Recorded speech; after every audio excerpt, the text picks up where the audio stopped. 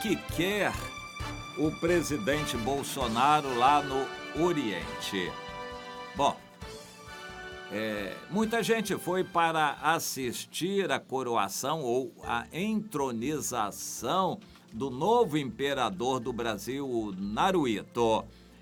E muita gente do mundo inteiro, chefe de Estado e representantes de 180 países. O mundo tem cerca de 200.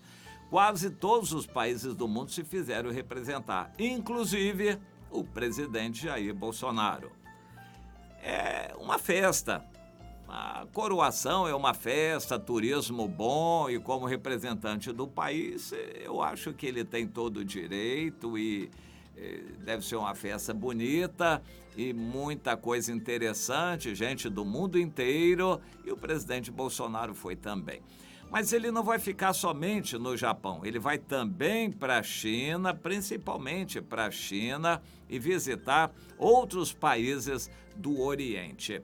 É bom a gente pensar, o presidente Bolsonaro tinha uma ideia em mente. A oposição foi muito grande e ele já mudou bastante tudo aquilo que ele prometeu, o que era possível fazer.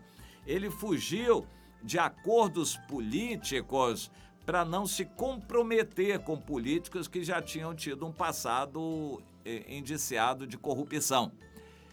O presidente Bolsonaro tentou a força das ruas como apoio, mas, por fim, denunciado de várias maneiras, enfraquecido pela situação do seu filho, Flávio Bolsonaro, acusações que pesaram contra ele, enfraquecido por acusações contra ministros seus e, por fim, aquela situação que denunciou o ministro Sérgio Moro, muito forte ministro, isso tudo enfraqueceu o presidente Bolsonaro. Por fim, por causa dessas situações, o próprio partido dele se dividiu e está dividido hoje. Não se sabe ainda hoje quem é que manda naquele partido.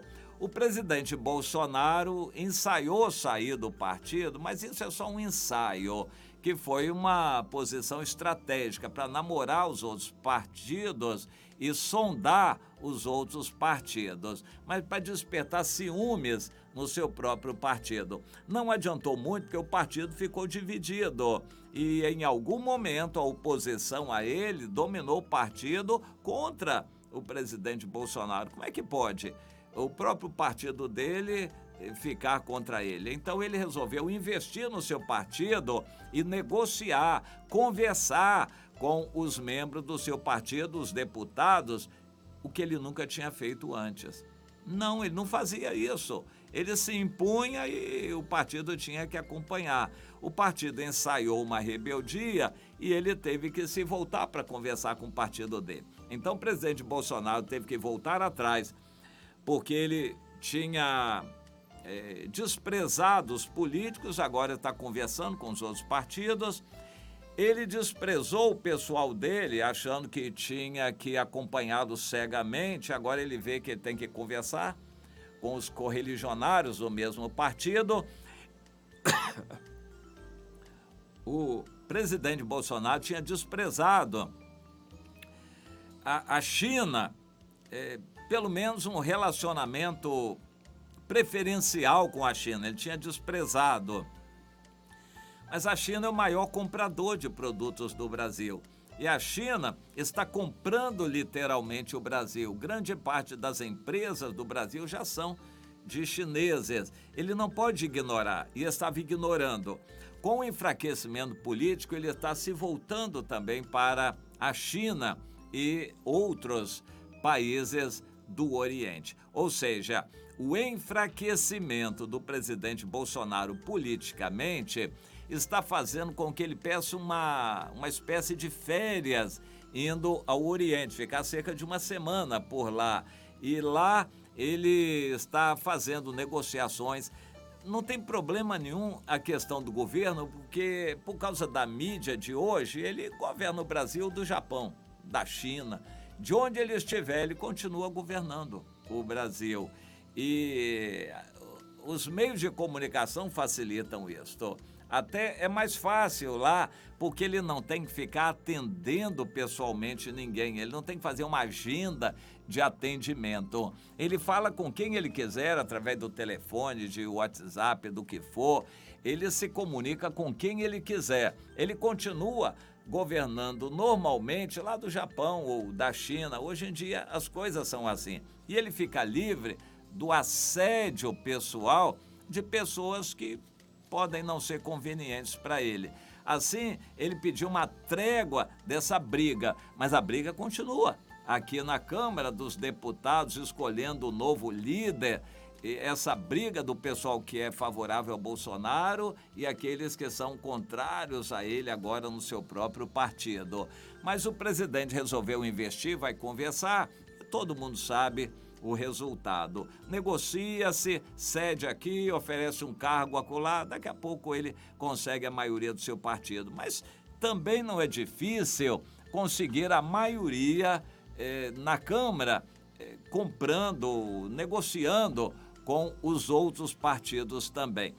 E na véspera de iniciar a votação, essa votação crítica do Supremo Tribunal Federal, o presidente Bolsonaro teve uma reunião, um encontro com aquele que a população acha que é o seu arqui-inimigo, o ministro Gilmar Mendes. Ele teve uma reunião a portas fechadas, uma reunião de conversa com o ministro Gilmar Mendes. Tudo isso indica o seguinte: o presidente Bolsonaro está muito enfraquecido. Ele sondou e tem sondado a voz das ruas, e o povo que o apoiava não está apoiando totalmente. É como o partido dele, o povo está dividido. Muitos que o apoiaram não o apoiam mais. É uma situação delicada. Não convém a ninguém um presidente enfraquecido. Um presidente enfraquecido é prato feito para os adversários, inclusive o Supremo Tribunal Federal, que pode soltar o Lula, e isso vai ser uma vitória acachapante a favor do Lula e contra o Bolsonaro. Então, numa situação dessas, isso é um convite para nós orarmos pelo presidente Bolsonaro. Ele precisa de ter sabedoria.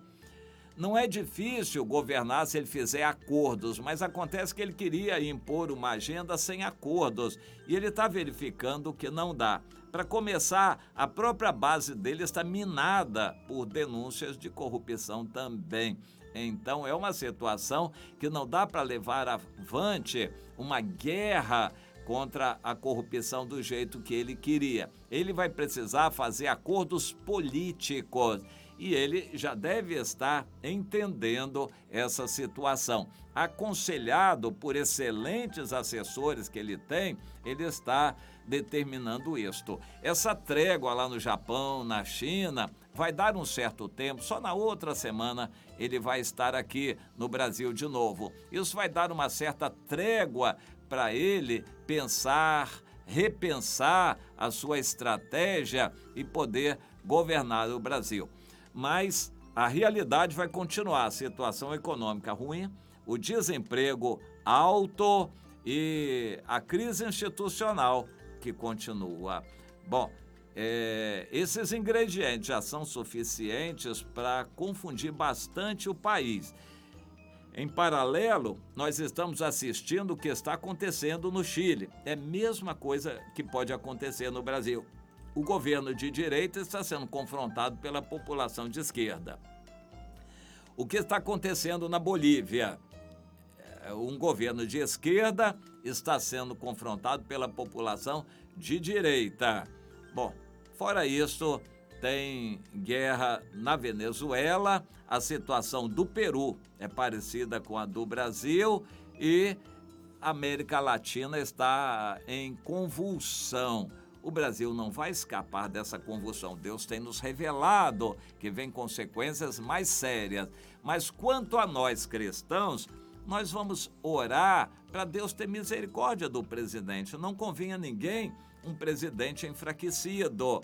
Nós precisamos orar pelo presidente. Ele está um pouco desnorteado com relação aos rumos a tomar. E ele está fazendo uma espécie de retiro lá no Oriente, longe aqui do Brasil, exatamente do outro lado do mundo que o Brasil. Vamos orar por ele, para Deus lhe dar sabedoria, sensatez, iluminar a mente dele, que ele tenha tempo de ler a Bíblia, de orar, buscar de Deus a direção certa do que fazer. Vamos orar pelo nosso presidente Bolsonaro. Fique